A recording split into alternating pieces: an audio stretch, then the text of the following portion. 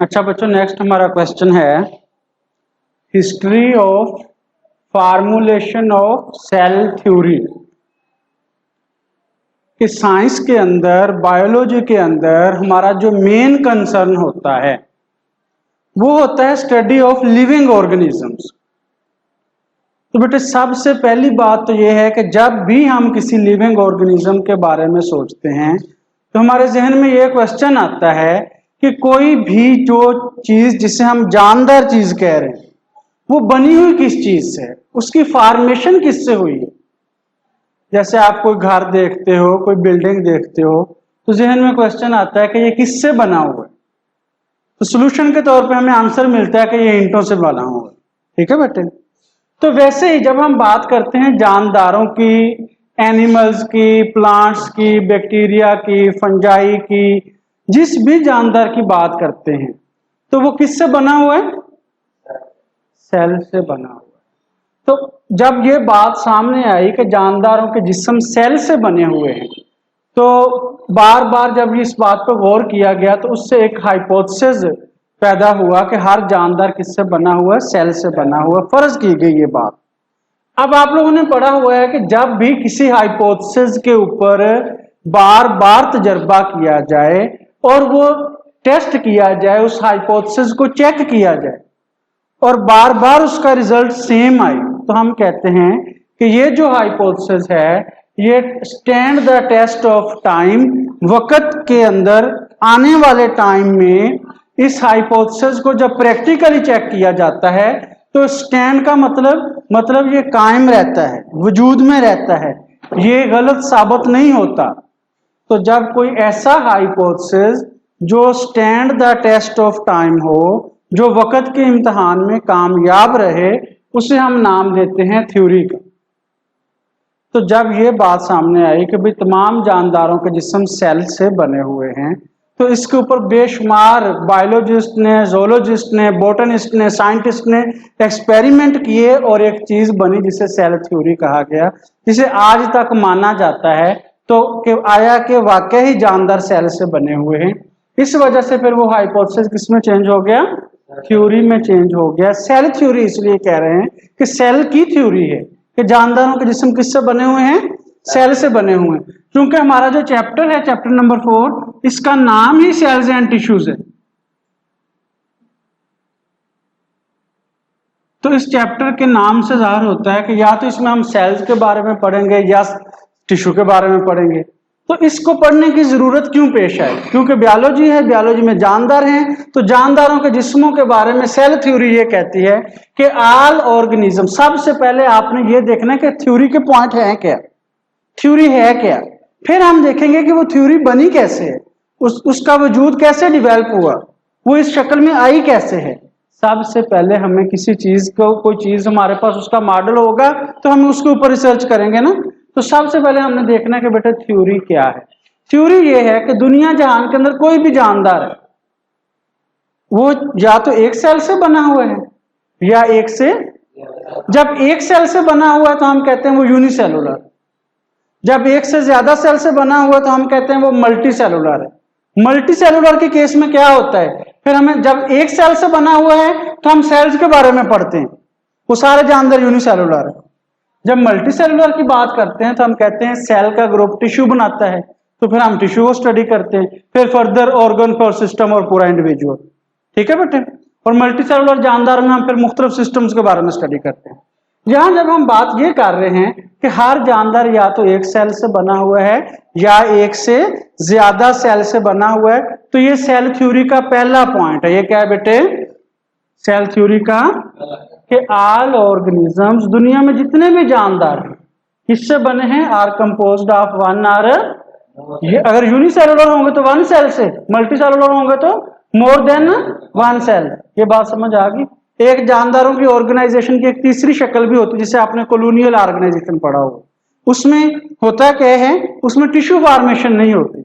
Unicellular जानदार एक से ज्यादा किसी एक जगह पे इकट्ठे रहते हैं, उसे हम कॉलोनियल फॉर्मेशन का नाम देते हैं या कॉलोनियल ऑर्गेनाइजेशन का नाम देते हैं। लेकिन उनमें हर सेल अपनी लाइफ खुद गुजारता है, अपने फंक्शंस खुद करता है, सेल का ग्रुप नहीं बनता, टिश्यू फॉर्मेशन नहीं होती, इसलिए हम उसे मल्टी सेलुलर ऑर्गेनाइजेशन नहीं कहते। क्योंकि एक से ज्यादा सेल होते हैं, एक जगह पे होते हैं, इसलिए उसे हम कॉलोनियल ऑर्गेनाइजेशन का नाम देते हैं। तो पहला पॉइंट सब बच्चों को समझ आ गया सेल थ्योरी का, कि सब के सब जानदार बेटे कितने सेल से बने हैं? कॉलोनियल वाले भी तो एक ही सेल से बने हैं ना, वो तो वैसे एक सेल वाले इकट्ठे रह रहे हैं ना। तो सबसे पहली बात तो यह है कि जितने भी जानदार हैं वो या तो बेटे एक सेल से बने हैं, या जब हमें ये पता चल गया कि जानदार सेल से बना है, तो फिर अगर कोई जानदार एक सेल से बना है तो वो पूरे का पूरा एक सेल वाला जानदार है तो लिविंग ऑर्गेनिज्म ना। तो फिर जो सबसे छोटी जिंदा चीज होगी, सबसे छोटी जो बेटे लिविंग थिंग होगी, वो क्या होंगे? बेसिकली वो एक सेल वाला जानदार ही होगा ना। तो क्या हम सेल्स को स्मॉलेस्ट लिविंग थिंग्स कह सकते हैं? जब यही सेल मिलेंगे तो टिश्यू और उससे ऑर्गन और सिस्टम तो मल्टी सेलुलर बन जाएंगे। इसका मतलब जो सबसे छोटी जिंदा चीज होगी वो तो एक सेल वाला जानदार ही है ना, तो फिर सेल नहीं होंगे ना स्मॉलेस्ट लिविंग थिंग्स। जब इन्हीं से पूरा जानदार मल्टी सेलुलर ऑर्गेनाइजेशन हो रही, सब कुछ हो रहा है, और जिस चीज में सेल होता है उसी को हम कहते हैं जिंदगी है, तो फिर क्या जितने भी जानदार हैं इनकी जो जिस्म के अंदर ऑर्गेनाइजेशन है, यानी इनके जिस्म का जो स्ट्रक्चर और फंक्शन है, क्या बेटे?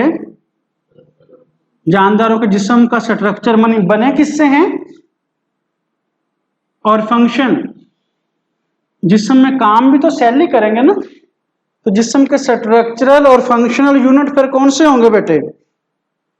सेल होंगे या नहीं? तो जब ये स्ट्रक्चरल यूनिट भी है, ये फंक्शनल यूनिट भी है, तो ये ऑर्गेनाइजेशन का बेसिक यूनिट कहलाएगा या नहीं? तो इसी वजह से हम कह रहे हैं कि cells are the smallest living things, the basic unit of organisation of all organisms. तमाम जानदारों के जिस्मों की जो बनावट है उसका जो बेसिक बुनियादी यूनिट है वो एक सेल है। और सेल को आपने अच्छी तरह से पढ़ा हुआ बेटे, उर्दू जुबान में, प्योर उर्दू में सेल को खुलिया भी बोलते हैं। क्या बोलते हैं बेटे? खुलिया, उससे खुलियात बन जाते, जमा हो जाते। लेकिन आप लोगों की बुक्स में अब खुलिये वगैरह वाला वर्ड यूज नहीं होता, ठीक है, लेकिन वैसे पता होना चाहिए।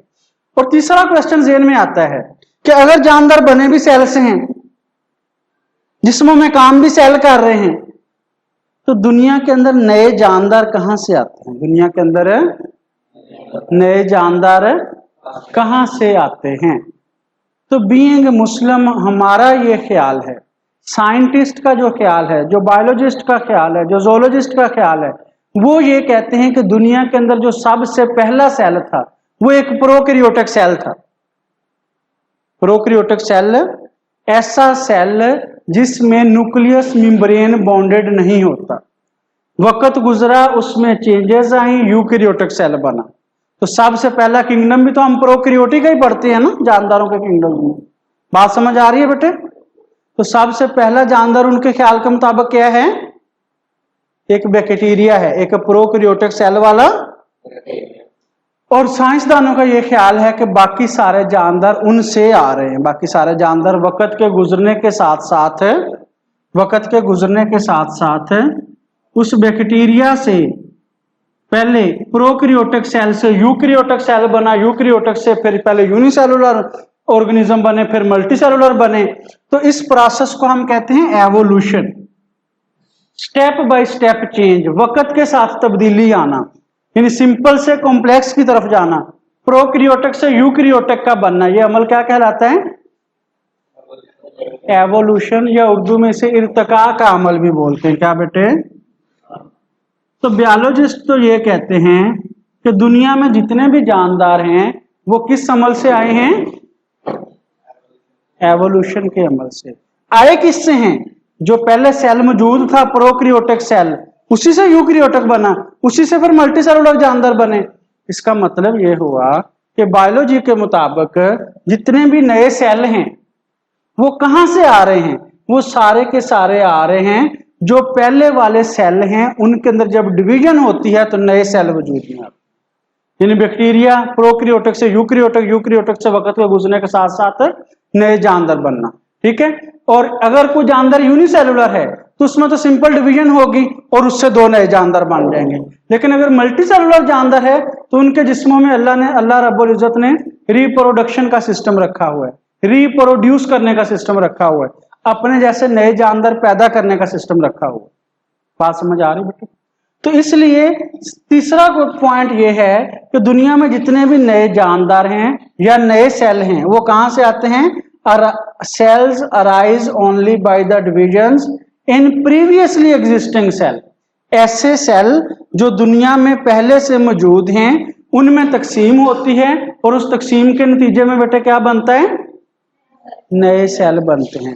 तो फिर जो नए जानदार दुनिया में आ रहे हैं वो भी तो पहले जानदारों से ही आ रहे हैं ना। तो मुसलमान होने की हैसियत से अगर हमारे जहन में ये क्वेश्चन आए कि पहला बैक्टीरिया किसने बनाया, अगर साइंसदान कहते हैं कि तमाम जानदार सेल से बने हैं और नए सेल पहले वाले सेल से बने हैं, तो सबसे पहला सेल किसने बनाया? या किसी भी मखलूक के अंदर जो पहला जोड़ा था किसने बनाया? तो अल्लाह रब्बुल इज्जत फरमाते हैं कि दुनिया के अंदर मैंने हर चीज के जोड़े जोड़े बनाए हैं। क्या बेटे? पारा नंबर 30 है, सूरा निबा है, नबा। उसमें अल्लाह फरमाते हैं कि वह खलकनाकुम अज़वाजा, मैंने हर चीज का जोड़ा जोड़ा पैदा किया है। जैसे अगर हम इंसानों की बात करते हैं तो सबसे पहले अल्लाह रब्बुल इज्जत ने सैयदना हजरत आदम अलैहिस्सलाम को पैदा किया, जद्दुल अंबिया में से हैं, हमारे बाप हैं। सारी नस्ल इंसानियत को अल्लाह ने सैयदना हजरत आदम अलैहिस्सलाम से चलाया। फिर सैयदना आदम अलैहिस्सलाम की ही पसली की हड्डी से अम्मा हवा को पैदा किया। तो नर और मादा का एक पहला जोड़ा अल्लाह ने बना, मेल और फीमेल का। फिर उनके जिस्म के अंदर अल्लाह ने उनको प्रोड्यूस कर दिया, पैदा कर दिया। अल्लाह ने उनके अंदर एक खूबी रखी, एक क्वालिटी रखी, एक प्रोसेस रखा जिसे हम कहते हैं रिप्रोडक्शन, रिप्रोड्यूस करना, दोबारा पैदा करना, यानी जो चीजें पैदा हुई हुई हैं उन जैसी नई चीजें बनाना। तो मेरे ख्याल में आप लोगों के जहन में ये क्वेश्चन क्लियर हो गया होगा कि जो नए सेल हैं दुनिया में बेटे वो कहां से आते हैं? तो पहला किसने बनाया? अल्लाह रब्बुल इज्जत ने बनाया। इतनी बात समझ आ गई बेटे? नेक्स्ट हम चलते हैं कि भाई ये तीनों पॉइंट बने कैसे हैं। ये तीनों पॉइंट इनकी हिस्ट्री क्या है? तो जहां तक हिस्ट्री का ताल्लुक है तो बेटे सबसे पहली बात तो ये है, अगर हम साइंटिफिक इराज, साइंसी दौर की बात करते हैं, साइंसी अदवार की बात करते हैं, तो सबसे पहला दौर था मुस्लिम साइंटिस्ट का। फिर उसके बाद कुछ वक्त के लिए ग्रीक फिलासफर्स आ गए, फिर मुस्लिम साइंटिस्ट आ गए और आजकल जो मॉडर्न साइंस आ गए। तो जो ग्रीक फिलासफर्स थे, यूनान वाले, यूनानी जुबान वाले थे, वो बेसिकली फिलासफर थे, थिंक ओवर करते थे, सोचो विचार करते थे, प्रैक्टिकल काम कम करते थे। तो जितनी भी कुदरती दुनिया थी, पौधे नजर आ रहे हैं, जानवर नजर आ रहे हैं, उसे हम कहते हैं नेचुरल वर्ल्ड, जो जानदार चीजें हैं। उनका जितना भी डेटा था वो सबसे पहले किसने इकट्ठा किया? Greeks were the first, Greek थे पहले लोग जिन्होंने क्या किया बेटे? नेचुरल वर्ल्ड के डेटे को, मवाद को, मटेरियल को इकट्ठा किया। और उनमें एक नाम आता है जो बहुत मशहूर है साइंसदानों के अंदर, अरस्तु, अरिस्टोटल का नाम। ठीक है बेटे? अरिस्टोटल ने कहा कि पूरी दुनिया के अंदर, आप लोग हिस्ट्री पढ़ चुके हैं क्लासिफिकेशन सिस्टम्स की, उसमें भी जो सबसे पहला सिस्टम था उसमें यही कहा गया था कि दुनिया के अंदर या तो किंगडम प्लांटी है या किंगडम एनिमेलिया है, बाकी सारे फिर बाद में बने थे। तो ग्रीक्स का ये मानना था कि हर वो जानदार जो अपनी खुराक खुद बनाता है प्लांट है, जो नहीं बनाता है एनिमल है। तो उसने ये कहा कि पूरी दुनिया में या तो प्लांट है या एनिमल है, और फिर ये आपस में किसी ना किसी तरह से मिलते जुलते भी हैं। क्या बेटे? All animals or plants are somehow related। जब ग्रीक फिलासफर अरिस्टोटल ने, अरस्तु ने जब ये बात की कि ये जानदार आपस में मिलते जुलते हैं, तो आम लोगों के जहन में, साइंसदानों के जहन में कुछ सवालात आए कि भाई ये कैसे मिलते हैं? पौधे डिफरेंट है, एनिमल डिफरेंट है, गाय डिफरेंट है, भैंस डिफरेंट है, इंसान है, इंसान सबसे डिफरेंट है, तो ये मिलते किस वजह से? तो उनके जहन में तरह तरह के क्वेश्चन आए। उनमें एक क्वेश्चन ये भी था कि क्या कोई ऐसा फंडामेंटल यूनिट है, इनके जिस्म के स्ट्रक्चर की कोई बुनियादी इकाई है जो सब में शेयर हो रही है? तो ऐसी क्या चीज है जिसकी वजह से ये सारे आपस में मिलते हैं? तो उसमें बेटे पहला क्वेश्चन ये था कि इनके जिस्मों में साख्त की एक इकाई है जो मुश्तरक है, और उसका पता कब चला? जब 1665 में एक बायोलॉजिस्ट है जिसने काम किया था सेल के बारे में। तो 1665 चूंकि जो इरा है ये 17वीं सदी में आता है, 1600 के बाद, जब 1601 2 जितने भी है ना 1601, इसको हम 17वीं सदी बोलेंगे, 17th सेंचुरी, ठीक है। इसमें जब ये काम हुआ, रॉबर्ट हुक ने सबसे पहले ये काम किया था। इसने कुछ चीजें डिस्कवर की थी जिनके ऊपर इसने काम किया था, उन्हीं को बाद में सेल का नाम दिया गया। तो जो एरिस्टोटल का ख्याल था कि जानदारों के अंदर स्ट्रक्चर का कोई यूनिट शेयर होता है, उसी को बाद में सेल का नाम दिया गया कि तमाम जानदारों के अंदर सेल ऐसी चीज है जो हर जानदार के जिस्म में मौजूद है। तो फिर ये पॉइंट साबित हो गया कि इसका मतलब सेल के बगैर जानदार, तो उसी से किसी हद तक ये पहला पॉइंट बना है कि तमाम जानदार किससे बने हुए हैं बेटे? या एक सेल से बने हुए या एक से ज्यादा।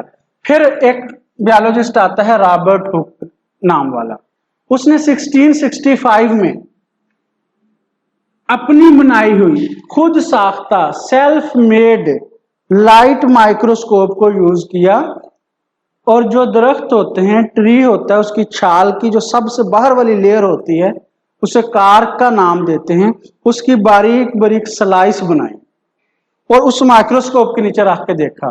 तो उसको उस स्लाइस जो थी ना कार्क की, उसके अंदर एक हनी कॉम्ब लाइक स्ट्रक्चर नजर आया। शहद की मक्खियों के छत्ते देखे हैं बेटे?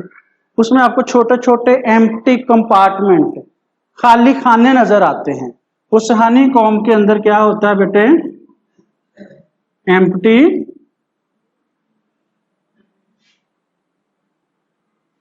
कंपार्ट।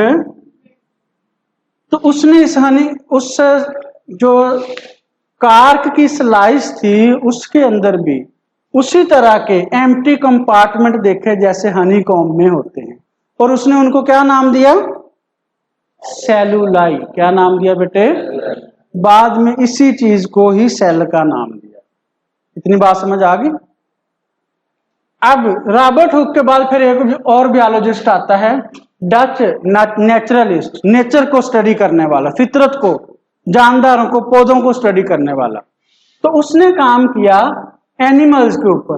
पाउंड वाटर लिया, तालाब से पानी के कतरे लिए। आपने पढ़ा हुआ है तालाब के पानी में जो छोटे छोटे लिविंग ऑर्गेनिज्म होते हैं, यूनिसेलुलर जानदार, अमीबा वगैरह, पैरामीशियम वगैरह। तो उसने उस तालाब के से जो पानी के कतरे लिए, उसको माइक्रोस्कोप के अंदर स्टडी किया, तो उसको भी वैसे ही छोटे छोटे पॉइंट्स नजर आए। इसका एंटोनी वैन लेवनहुक, एंटोनी वैन लेवनहुक नाम है उसका, ठीक है। उसने उन छोटे छोटे खानों को, छोटे छोटे कंपार्टमेंट को, चूंकि उसने एनिमल्स पे काम किया था, उसने उन्हें नाम दे दिया एनिमल क्यूल्स का। क्या बेटे? तो रॉबर्ट हुक की यूज की हुई टर्म सेलुलाई और एंटोनी वैन लेवनहुक की यूज की हुई टर्म एनिमल क्यूल्स, यही बाद में हम तक किस शक्ल में पहुंची? सेल की शक्ल में पहुंची। क्वेश्चन है हमारा history of formulation of cell theory. सबसे पहले हमने सेल थ्योरी को पढ़ा कि सेल थ्योरी है क्या। उसके तीन मेन पास्टुलेट हैं, तीन मेन पॉइंट हैं। उनमें सबसे पहला पॉइंट हमने ये पढ़ा था कि all living organisms are composed of one or more sales. दुनिया जहान में जो भी जानदार चीज है या एक सेल से बनी है या एक से, या कोई जानदार यूनिसेलुलर है या, और तीसरी कंडीशन हमने कॉलोनियल की भी बात की थी, लेकिन वो बेसिकली तो यूनिसेलुलर होते हैं, उनमें टिश्यू फॉर्मेशन नहीं होती। मल्टी सेलुलर वो जानदार होता है जिनमें बाकायदा टिश्यू फॉर्मेशन हो, ऑर्गन सिस्टम फॉर्मेशन हो, ऑर्गन बने, सिस्टम बने, और एक उनका और बेसिक कैरेक्टर है कि उन जानदारों के लाइफ साइकिल में एम्ब्रियो भी बनता हो। लेकिन कॉलोनियल ऑर्गेनाइजेशन में ऐसा कुछ नहीं है, लिहाजा वो भी बेसिकली यूनिसेलुलर ऑर्गेनाइजेशन है। तो कोई भी जानदार खा वो यूनिसेलुलर हो या मल्टीसेलुलर हो, तो बेटा वो बेसिकली किससे बना है? सेल से ही बना हुआ है। तो हमने कल बात की थी कि सबसे पहले इस चीज पर किसने काम किया? अरिस्टोटल ने काम किया। फिर हमने कहा इस पर काम किया था रॉबर्ट हुक ने, उसने हमें सेलुलाई के बारे में बताया। फिर हमने कहा था कि एंटोनी वैन लेवनहुक था जिसने पाउंड वाटर में से कुछ एनिमल्स के ऊपर एक्सपेरिमेंट किया था। यूनिसेलुलर जानवर थे जिनमें अमीबा और पैरामीशियम वगैरह शामिल है, और उसने इन्हें नाम दिया था एनिमल क्यूल का। और सेल थ्योरी का दूसरा पॉइंट ये था कि अगर हर जानवर सेल से बना है तो सेल ही स्मॉलेस्ट लिविंग थिंग है और जानदारों की ऑर्गेनाइजेशन का बेसिक यूनिट भी है। और तीसरा पॉइंट हमने ये पढ़ा था कि नए सेल किससे बनते हैं? Division of preexisting cell, previously existing cell, उनमें तकसीम होती है और नए सेल बन जाते हैं।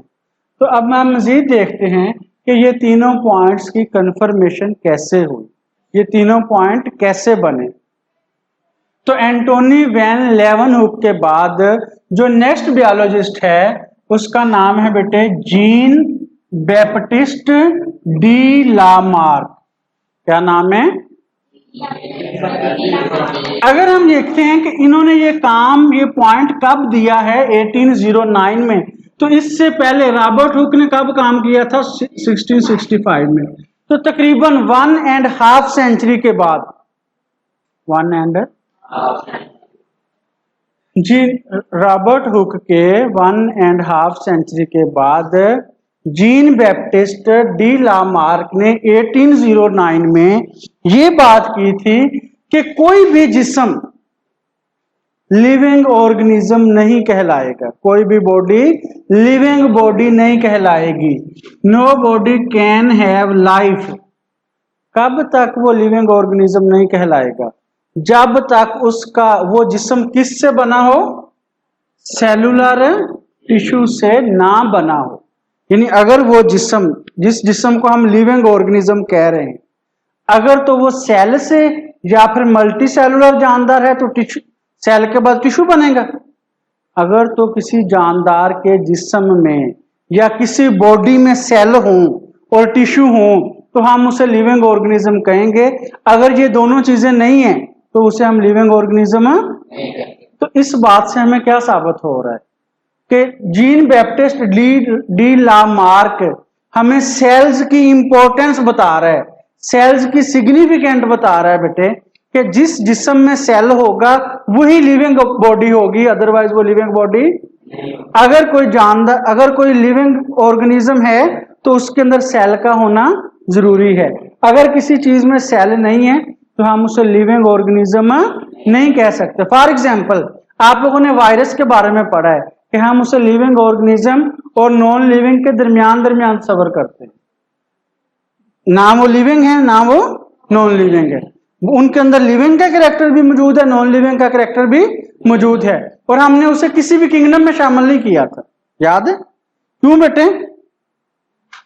क्योंकि किंगडम के अंदर वो जानवर हैं जिनके जिस्म में सेल है, आइदर प्रोकैरियोटिक और यूकैरियोटिक। ये बात समझ आ गई? तो चूंकि वायरस में सेल नहीं है, वायरस का जिस्म सेल से नहीं बना हुआ, इसी वजह से हमने उसे किसी किंगडम में शामिल नहीं किया। तो जीन बैप्टिस्ट डी लामार्क का भी यही कहना है कि जानदार वही होगा जो किससे बना होगा। अगर उसमें सेल या टिश्यू फॉर्मेशन नहीं है तो वो चीज लिविंग ऑर्गेनिज्म नहीं कहलाएगी। जीन बैप्टिस्ट डी लामार्क का रोल समझ आ गया। नेक्स्ट हम चलते हैं, इनके बाद एक और ब्रिटिश बर्तानिया के बोटनिस्ट ने काम किया है 1831 में, उनका नाम है रॉबर्ट ब्राउन। क्या नाम है बेटे? ये बड़ा ही अहम एमसीक्यूज है पेपर पॉइंट ऑफ व्यू से। Which one of the following botanist या बायोलॉजिस्ट, बायोलॉजिस्ट जो है वो बोटनिस्ट भी हो सकता है, जोलॉजिस्ट भी हो सकता है ना। बात समझ आ रही है बेटे? मंदरजा झैल में से किस बायोलॉजिस्ट ने या किस बोटनिस्ट ने क्या किया? डिस्कवर किया किस चीज को? न्यूक्लियस को। किसके अंदर? सेल। किस बोटनिस्ट ने सेल में who discovered nucleus in the cell? तो बेटे रॉबर्ट ब्राउन का क्या रोल है? Discovered nucleus in the cell तो ये भी इसके अंदर इसका रोल हुआ, सेल थ्योरी के अंदर ही बेसिकली रोल हुआ। नेक्स्ट हम चलते हैं इनके बाद 1838 में, साइंसदानों की एक सीरीज चलती जा रही है। इन 1838 में एक और बॉटनिस्ट है जी बेटे, ये ब्रिटिश बॉटनिस्ट है और ये कौन सा है, जर्मन है। ये सॉरी मैंने गलती से लिख दिया, आपसे चेंज कर, जर्मन, नाम है मैथियस शेल्डन। क्या नाम है, मैथियस शेल्डन। उसने ये कहा कि जितने भी प्लांट हैं उन प्लांट्स की जो बॉडीज हैं वो ऑर्गन पर मुश्तमिल है, ऑर्गन टिश्यू पर मुश्तमिल है, और जो टिश्यू हैं वो इंडिविजुअल यूनिट्स यानी सेल्स पर मुश्तमिल है। क्या बेटे, जितने भी प्लांट्स की बॉडीज हैं वो किससे बनी हुई हैं, इंडिविजुअल यूनिट से बनी हुई हैं, यानी उनके जो टिश्यू या ऑर्गन है वो किससे बने हुए हैं, प्लांट के सेल से। तो पहला पॉइंट जो हमने कहा था कि all organisms are composed of one or more cell, तो किसी हद तक वो पॉइंट बन गया। दूसरे, जब पौधों पर काम हुआ तो ठीक 1 साल के बाद 1839 में जर्मन जोलॉजिस्ट आ गया, ये जर्मन बॉटनिस्ट था। उसके काम के 1 साल बाद थ्यूडर श्वान, क्या बेटे, उसने ये कहा कि जैसे प्लांट्स की बॉडीज इंडिविजुअल यूनिट्स यानी सेल से बनी हुई है, सिमिलरली जो एनिमल्स की बॉडीज हैं, क्या बेटे, वो भी एग्रीगेशन है, वो भी मजमुआ है, वो भी कलेक्शन है। किस चीज का, इंडिविजुअल यूनिट्स का।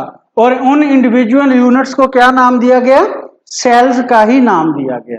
तो यूं मैंने आपको बताया था कि बेटे शुरू में यही समझा जाता था कि पूरी दुनिया के अंदर या एनिमल्स हैं या प्लांट्स हैं, जानदारों की दुनिया में या एनिमल्स हैं या, तो यहां से हमें क्या साबित हो गया कि एनिमल्स की जिस्म भी किससे बने हैं, सेल से, और प्लांट के जिस्म भी। तो जो पहला पॉइंट था सेल थ्योरी का कि all organism are composed of one or, वो इन दोनों बंदों ने बनाया है, थ्यूडर श्वान ने और मैथियस शेल्डन ने सेल थ्योरी का पहला पॉइंट बनाया। जब पहला बन गया तो पहले से ही दूसरा पॉइंट डायरेक्टली बनता है कि अगर जानदार सेल से बने हुए हैं तो सेल ही सबसे छोटी जिंदा चीजें हैं और सेल ही जानदारों के जो ऑर्गेनाइजेशन है उसका बेसिक यूनिट भी है। तो 2 पॉइंट क्लियर हो गए बेटे।